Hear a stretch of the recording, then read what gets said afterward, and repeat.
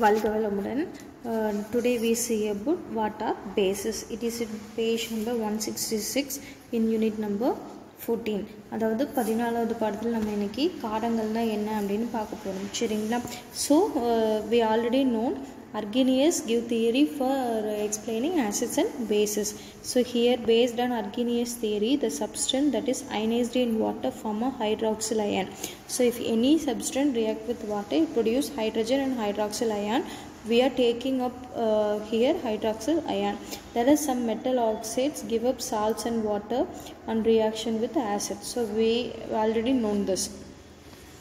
Metal oxide give salts and water react with acids called bases. So bases are soluble in water. It is called alkalis. A base react with acid to give a salt and water only. So அதாவது காரங்கள் பற்றி பார்க்கும்போது நம்ம என்ன பார்க்குறோம் அப்படின்னா, Arrhenius வந்து நமக்கு ஏற்கனவே சொல்லியிருக்காரு இல்லையா, அமிலம் பற்றியும் காரம் பற்றியும் எக்ஸ்பிளைன் பண்ணும்போது நீர் மற்றும் அமிலம் மற்றும் கார கரைப்பான்கள், அதாவது நேர் அயனி எதிர் அயனியை கொடுக்குன்னு சொல்லியிருக்காரு இல்லையா, நீரில் கரையும் போது அந்த எதிர் அயனி அப்படின்றது ஹைட்ராக்சில் அயனி. சரிங்களா? இப்போ உலோக ஆக்சைடு கூட காரம் வினை புரிந்தால் என்ன கொடுக்கும், அதாவது அமிலம் வினை புரிந்தால் நீரையும் உப்பையும் கொடுக்கும். இதில் வந்து இதே மாதிரி தான் என்னதுங்க காரமும். சரிங்களா? அதனால் அதையும் நம்ம என்னென்னு சொல்கிறோம், பேசஸ் அப்படின்னு சொல்கிறோம், காரம் அப்படின்னு சொல்கிறோம். அப்போ காரம் வந்து என்ன ஆகும், நீரோட வினை புரிந்து அல்கலிகள் எரிக்காரங்களை உருவாக்கும். சரிங்களா? என்னென்னு சொல்லுவோம், அல்கலி எரிக்காரங்களை உருவாக்கும். நீரில் கரையிறது காரம் அப்படின்னு சொல்கிறோம். அப்போ நீரில் வினை புரிந்து உப்பையும் நீரையும் கொடுக்கும். ஒரு காரம் அமிலத்தோட வினை புரிந்து உப்பும் நீரும் கொடுக்கும் அப்படின்னு சொல்கிறோம். இப்போ base react with acid to form salt and water அப்படின்னு சொல்கிறோம்.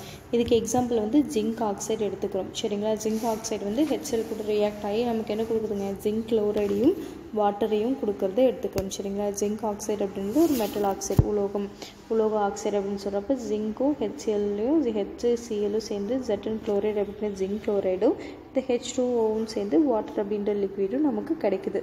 ஓகேவா?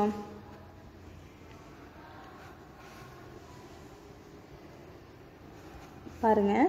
So similarly sodium hydroxide ionise in waters. அடுத்து என்ன ஆகுதுங்க, சோடியம் ஹைட்ராக்சைடு வந்து நீரில் அயனி பெருக்கம் அடையும் போது என்ன கொடுக்கும், ஹைட்ராக்சில் அயனியை கொடுக்கும். சரிங்களா? அப்போ இது வந்து நம்ம என்னென்னு சொல்கிறோம், ஒரு எரிக்காரம் அப்படின்னு சொல்கிறோம், அல்கலி அப்படின்னு சொல்கிறோம். இப்போ NaOH வந்து என்னவோ பிரியுது, Na+ஆகவும் OH மைனஸாகவும் பிரியும். அதே மாதிரி தான் KOH K+ஆகவும் OH மைனஸாகவும் பிரியும். அதனால தான் இது எல்லாத்தையுமே நம்ம என்னன்னு சொல்கிறோம், அல்கலி அப்படின்னு சொல்கிறோம், அதாவது எரிக்காரம் அப்படின்னு சொல்கிறோம். ஓகேவா? ஸோ இதில் பாருங்கள், bases contents one or more replaceable oxide or hydroxide solution. சரிங்களா? அதாவது பேஸில் வந்து என்ன இருக்குது அப்படின்னா, ஒன்றில் அதுக்கு மேற்பட்ட ஆக்சைடு அல்லது ஹைட்ராக்சைடு அயனிகளானது இருக்கும் அப்படின்னு சொல்கிறோம். சரிங்களா? ஸோ இதில் பாருங்கள், எதெல்லாம் அப்படின்னு பார்த்தீங்கன்னா இந்த பாக்ஸில் இருக்குது இல்லைங்களா, இதில் பாருங்கள் கால்சியம் ஆக்சைடில் வந்து பாருங்கள் ஆக்சிஜனுக்கும் 2+, CAக்கு 2+, அதாவது ஒரு கால்சியம் ஒரு ஆக்சிஜன் அப்படிங்கும்போது ஒரே ஒரு ஹைட்ராக்சில் அயான் தான் இருக்குது அப்படின்னு சொல்கிறோம். ஒரே ஒரு ஹைட்ராக்சில் அயான் தான் இருக்குது. அடுத்து Na2+ல் என்னன்னு பிரியும், Na+ஆகவும் O2 மைனஸாகவும் பிரியும் போது ஒன்று தான் இருக்கும். அடுத்து பொட்டாசியம் ஹைட்ராக்சைடில் K+ஆகவும் OH மைனஸாகவும் பிரியும் போது ஒன்று தான் இருக்கும். அடுத்து கால்சியம் ஹைட்ராக்சைடில் பாருங்கள், கால்சியத்துக்கு வந்து 2+, இப்போ இது OH மைனஸ் அப்படிங்கும்போது 2 அயனி இருக்குது அப்படின்னு சொல்கிறோம். சரிங்க? எத்தனை OH இருக்குங்க, 2 அயனி இருக்குது அப்படின்னு சொல்கிறோம். அதே மாதிரி அலுமினியம் ஆக்சைடில் பார்த்திங்கன்னா அலுமினியம் வந்து என்ன பிரியும், அலுமினியம் 3+ஆகவும் OH மைனஸாகவும் பிரியும்போது எத்தனை ஹைட்ராக்சைடு நமக்கு கிடைக்குதுங்க, 3 ஹைட்ராக்சில் அயனி வந்து நமக்கு கிடைக்குது அப்படின்னு சொல்கிறோம். ஓகேவா? உங்களுக்கு ஏதாவது டவுட் இருக்கா? சரி பாருங்கள். அடுத்து நம்ம பார்க்க போகிறது கிளாசிஃபிகேஷன் ஆஃப் பேசஸ். அங்கே பேஸ்ட் ஆன் பேசிசிட்டின்னு பார்த்தோம் இல்லையா, இங்கே அசிடிட்டி. சரிங்களா? அமிலத்தை முன்னிறுத்தி பண்ணும்போது மோனோ அசிட்டிக், டைஅசிட்டிக், ட்ரைஅசிட்டிக் அப்படின்னு சொல்கிறோம். அதாவது ஒற்றை அமிலத்துவம், அமில காரத்துவம் அப்படின்னு என்னதுங்க, that base ionize water to give 1 hydroxide ion per molecule. ஒரே ஒரு மூலக்குள்ள ஒரே ஒரு ஹைட்ராக்சைடு அயனை கொடுத்துச்சு அப்படின்னா ஒற்றை அமிலத்துவம் இருக்குன்னு சொல்கிறோம். அது வந்து Na தனியாகவும் OH தனியாகவும் இருக்கும், K தனியாக OH தனியாக NaH NaOH KOH அப்படின்றத அதுக்கு எக்ஸாம்பிள் சொல்கிறோம். சரிங்களா? அடுத்து வந்து டைபேசிக் அப்படின்னா என்ன சொல்கிறோம் நம்ம இங்கே? இரட்டை அமிலத்துவம். இதுக்கு பேர் என்னங்க? இரட்டை அமிலத்துவ காரம். ஸோ அப்போ என்ன ஆகும்? The base ionized in water to give 2 hydroxy ion per molecule. ஒரு மூலக்கூறில் என்ன பண்ணணும்? நீரில் அயனூற்று 2 ஹைட்ராக்சைடு அயனிகளை கொடுத்துச்சு அப்படின்னா இங்கே பாருங்கள் CaOH2 இருக்கு, MgOH2ன்னு இருக்கு இல்லையா? CaOH2 MgOH2 இருக்கு இல்லையா? அப்போ இங்கே என்ன கொடுக்குதுங்க? 2 ஹைட்ராக்சைடு அயனை கொடுக்குது. So it give 2 hydroxide ions. ஓகேங்களா? அப்போ ட்ரைபேசிக் அப்படின்னு என்னென்னு சொல்லுவோம் நம்ம இங்கே? கரெக்ட், மும்மை அமிலத்துவ காரம். சரிங்களா? என்ன சொல்கிறோம் நம்ம இங்கே? மும்மை அமிலத்துவ காரம். So that base ionised in water to give 3 hydroxide ion per molecule. சரிங்களா? இப்போ ஒரு மாலிகுலுக்கு எத்தனை தரணுங்க? 3 ஹைட்ராக்சைடு அயான்ஸை கொடுக்கணும். அதுக்கு எக்ஸாம்பிள் பாருங்கள், அலுமினியம் ஹைட்ராக்சைடு, ஃபெரிக் ஹைட்ராக்சைடு கொடுத்துருக்காங்க. இதில் எல்லாமே என்ன இருக்குங்க? OH வந்து 3 இருக்கு இல்லையா? அப்போ அதனால என்ன சொல்கிறோம்? ட்ரை ஆசிடிக் பேஸ் அப்படின்னு சொல்கிறோம். மும்மை அமிலத்துவ காரம் அப்படின்னு சொல்கிறோம். சரிங்களா? அடுத்து பேஸ்ட் ஆன் கான்சன்ட்ரேஷன். கான்சன்ட்ரேஷன் அப்படின்னா இந்த செறிவின் அடிப்படையில். ஓகேவா? அப்போ வந்து பேஸ்ட் ஆன் கான்சன்ட்ரேஷன் அப்படிங்கும்போது ஸ்ட்ராங் அல்கலி, டைலூட் அல்கலி அப்படின்னு பிரிக்கிறோம். ஸ்ட்ராங் அல்கலின்னு என்ன பண்ணும்? ஹை பர்சன்டேஜ் ஆஃப் அல்கலி வந்து இங்கே ஆக்வஸ் சொல்யூஷனில் கொடுக்கணும். அதுக்கு நான் என்ன சொன்னேன்? 90% பேஸு 10% வாட்டர் அப்படின்னு இருந்தால் ஸ்ட்ராங் அல்கலி. இதுக்கு வந்து என்னதுங்க? டைலூட் அல்கலினா 90% வாட்டர் 10% பேஸ் அப்படின்னா இது டைலூட் அல்கலி அப்படின்னு சொல்கிறோம். சரிங்களா? ஹை பர்சன்டேஜ் கொடுக்கணும். இங்கே என்ன கொடுக்குதுங்க? லோ பர்சன்டேஜ் கொடுக்கணும். அதாவது செறிவுமிகு காரணம்னா அதிக சதவீத காரம் இருக்கணும், நீர்த்த காரம் அப்படிங்கிறது குறைந்த சதவீதம் இருந்தால் போதும் அப்படின்னு சொல்கிறோம். சரிங்களா? அடுத்து பேஸ்ட் ஆன் அயனைசேஷன். அயனியாதல் அடிப்படையில் பார்த்திங்கன்னா ஸ்ட்ராங் பேஸு, வீக் பேஸ் அப்படின்னு பிரிக்கலாம். ஸ்ட்ராங் பேஸ் அப்படின்னா that is fully are completely ionised. சரிங்களா? அதாவது நீர் கரைசலில் முழுவதுமாக கரைஞ்சிருக்கணும் அப்படின்னு சொல்கிறதுக்கு எக்ஸாம்பிள் NaOH KOH. அடுத்து வீக் பேசிஸ் அப்படின்னா அயனைஸ்டு பார்ஷியலி, பகுதி அளவு நீர் கரைசலில் அயனி விட்டுருக்கணும். அதாவது H+ OH- ஆகவும் மற்ற சப்ஸ்டன்ஸ் ஆகவும் பிரிஞ்சிருக்கணும். அதுக்கு எக்ஸாம்பிள் அமோனியம் ஹைட்ராக்சைடும் கால்சியம் ஹைட்ராக்சைடும் கொடுத்துருக்காங்க. சரிங்க? NaH4OH CaOH twice அப்படின்றது கொடுத்துருக்காங்க. ஓகேங்களா? இது யாருக்காவது சந்தேகம் இருக்குங்களா? அடுத்து அசிடிட்டி அப்படின்னு என்னன்னு சொல்கிறோம் இங்கே? ஒரு அமிலத்துவம் அப்படின்றது ஒரு கார மூலக்கூறில் இடப்பெயர்ச்சி செய்யக்கூடிய ஹைட்ராக்சில் தொகுதியின் எண்ணிக்கை. சரிங்களா? அசிடிட்டி அப்படின்னா என்ன சொல்கிறோம்? இந்த basic substance it can able to replace how much amount of hydroxyl group அப்படின்றது தான் இங்கே என்ன சொல்கிறோம்? அசிடிட்டி அப்படின்னு சொல்கிறோம். சரிங்களா? அடுத்து இதோட ப்ராப்பர்ட்டிஸ் எல்லாம் என்ன அப்படின்னு பார்க்கலாம். ஸோ மேக்ஸிமம் பேசஸ் வந்து எப்படி இருக்கும் அப்படின்னா it is bitter in taste. சரிங்களா? பிட்டர் அப்படின்னா கசப்பு சுவை, பாவக்காய் மாதிரி கசக்கும்னு வச்சுக்கோங்க. சரிங்களா? So their aqua solution with soapy touch. சரிங்களா? நீரில் கரையும்போது எப்படி இருக்கும்? சோப் எப்படி சாஃப்டாக வலுவலுன்னு இருக்கும் அந்த மாதிரி இருக்கும். சரிங்களா? And also it turns red litmus blue. அப்போ பேசிக் ப்ளூ தானே சொல்கிறோம் நம்ம, பேஸ் வந்து ப்ளூ கலரில் இருக்கணும். So it turns red litmus to blue. So it also separate in ion. So it definitely conduct electricity. சரிங்களா? அயனியாக பிரியுங்காட்டிக்கு மின்சாரத்தை கடத்தும் திறன் கொண்டது அப்படின்னு சொல்கிறோம். So bases react with metal to form salt and also liberate hydrogen. சரிங்களா? பேஸ் அதாவது காரம் அப்படின்றது உலோகங்களோட வினை புரிந்து என்ன பண்ணுதுங்க?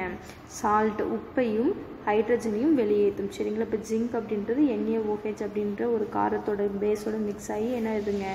சோடியம் ஜிங்கேட் அப்படின்ற ஒரு உப்பும் H2 அப்படின்ற கேஸும் வெளியே போயிடுது அப்படின்னு சொல்கிறோம். அடுத்து வந்து பார்த்திங்கன்னா it is react with non metallic oxides. சரிங்களா?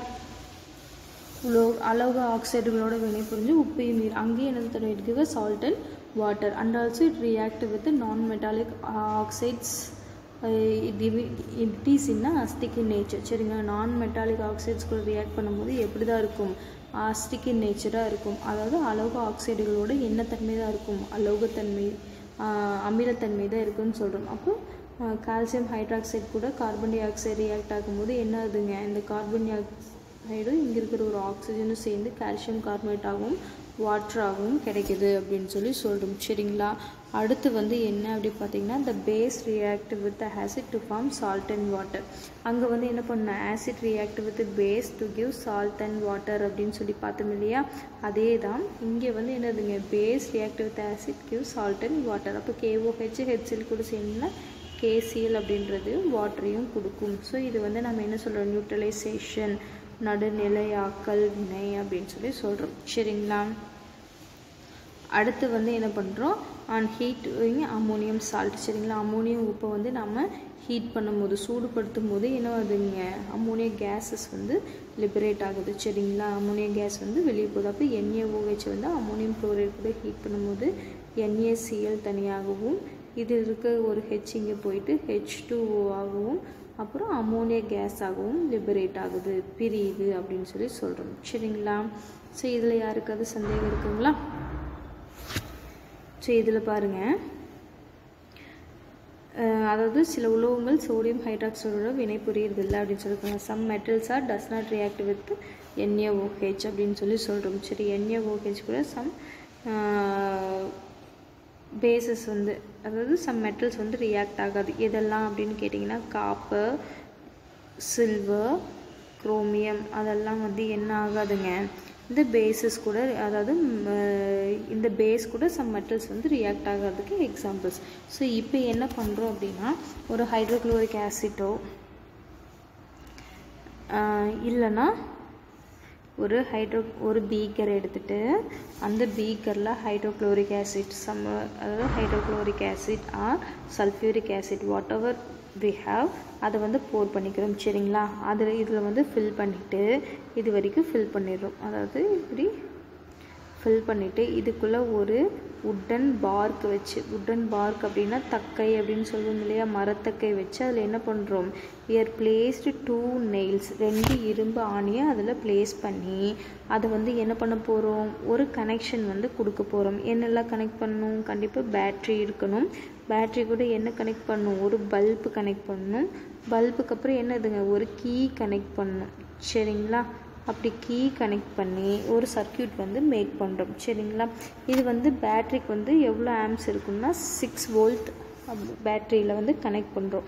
இப்போது இந்த ஹைட்ரோக்ளோரிக் ஆசிட் இதில் போல் பண்ணி வச்சோம்ல, ஸ்விட்ச் ஆன் பண்ணால் இந்த பல்பு எரியுமா எரியாதா, that means it will glow or not, அதுதான் question. So definitely it will glow, கண்டிப்பாக அது என்ன ஆகும் எரியும். So this experiment is again we are done by using glucose. எது இது பண்ணுறங்க ஹைட்ரோக்ளோரிக் ஆசிடா சல்ஃபியூரிக் ஆசிடா குளுக்கோஸ்லேயும் தென் வி ஆர் டேக்கிங் ஆல்கஹால்லையும் இதை பண்ணுறோம். இப்போ அதில் பண்ணால் அதில் எரியுமா அப்படின்னு பார்த்தோம்னா கண்டிப்பாக என்ன ஆகாதுங்க க்ளோ ஆகாது. சரிங்களா. அதாவது எதுலெல்லாம் க்ளோ ஆகும்னு சொல்லிட்டோம் ஆசிட்ஸில் வந்து க்ளோ ஆகும். ஆனால் குளுக்கோஸ் அண்ட் ஆல்கஹாலில் என்ன ஆகாதுங்க க்ளோ ஆகாது. ஏன் it does not conduct electricity.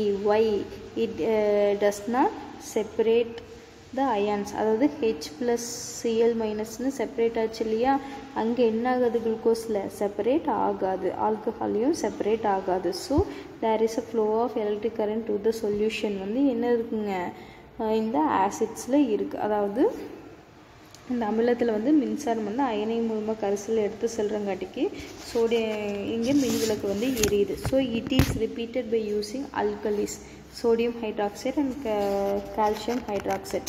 இது sodium hydroxide and calcium hydroxide அப்படின்ற அல்கலியில் நம்ம இது பண்ணி பார்த்தா யூஸ் ஆகுமா அப்படின்னு பார்த்து நம்ம சொல்லலாம். சரிங்களா. ஸோ முடிஞ்சால் இதை ட்ரை பண்ணி பார்க்கலாம். ஸோ இந்த லெமனில் காப்பர் மிக்ஸ் பண்ணி பண்ணுவோம் இல்லையா, அதை தான் சொல்லியிருக்காங்க. அடுத்து வந்து யூசஸ் ஆஃப் பேசஸ். பேஸ் வந்து எங்கெல்லாம் யூஸ் ஆகுது, டைப்ஸ் ஆஃப் பேசஸ் எப்படியெல்லாம் யூஸ் ஆகுது. சோடியம் ஹைட்ராக்சைடு வந்து இது என்ன நேச்சர் சொல்கிறோம், அது ஆல்ரெடி சோப்பி டச் அப்படின்னு சொல்லிட்டோம் இல்லையா. ஸோ டெஃபினெட்லி மேனுஃபேக்சரிங்க சோப் வந்து தயாரிக்கிறதுக்கு சோடியம் ஹைட்ராக்சைடு யூஸ் ஆகுது. கால்சியம் ஹைட்ராக்சைடு அப்படின்றது ஒன்றும் இல்லைங்க சுண்ணாம்பு எதுக்கு யூஸ் ஆகும், சேம் கட்டடத்துக்கு பெயிண்ட் பண்ண ஸோ ஒயிட் வாஷிங் பில்டிங்கில் வந்து சுண்ணாம்பு யூஸ் ஆகுது.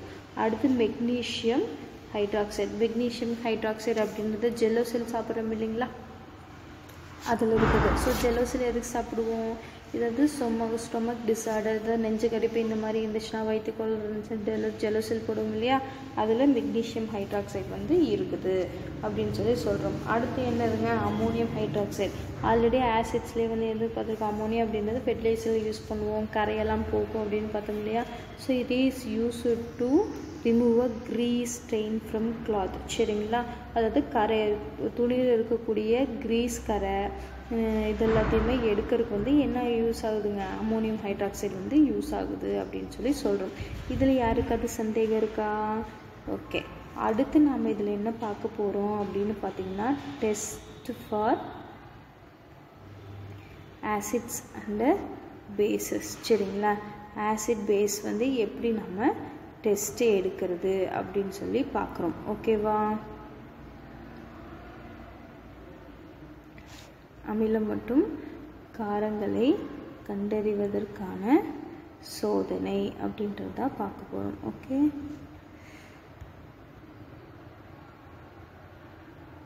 Test for acid base. சரிங்களா, இதில் யாருக்காவது டவுட் இருக்கா?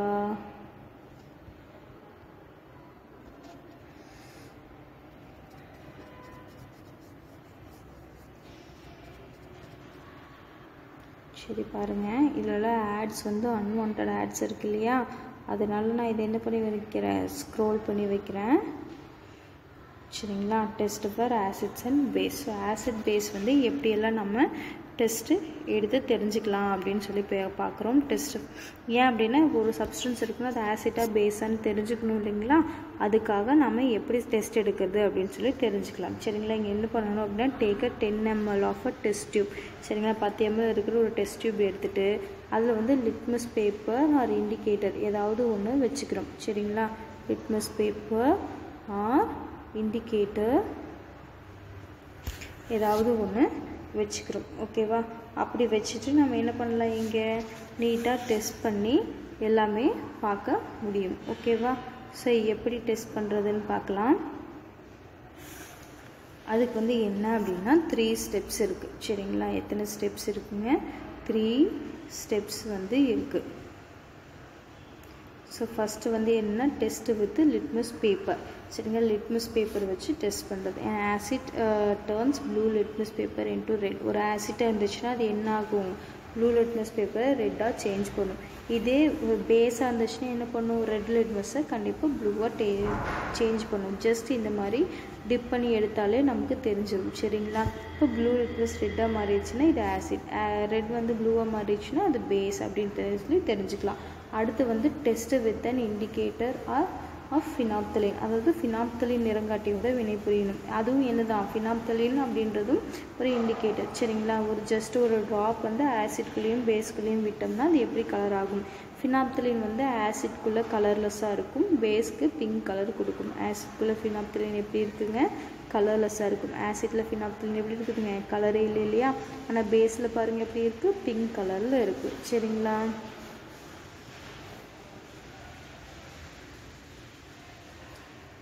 அடுத்து வந்து test with an indicator methyl orange. சரிங்களா, மெத்தில் ஆரஞ்சோட நம்ம வந்து டெஸ்ட் பண்ணுறோம்.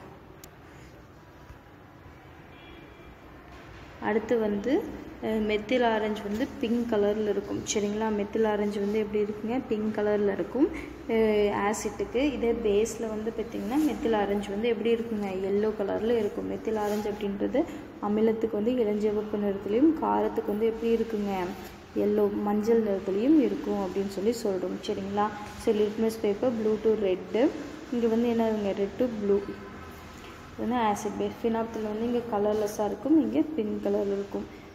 மெத்தில் ஆரஞ்சு வந்து இங்கே பிங்க் கலரில் இருக்கும், இல்லை எல்லோ கலரில் இருக்கும் அப்படின்னு சொல்லி சொல்கிறோம். ஸோ இதில் யாருக்காவது டவுட் இருக்குங்களா? டவுட் இருந்தால் கேளுங்க. ஓகே.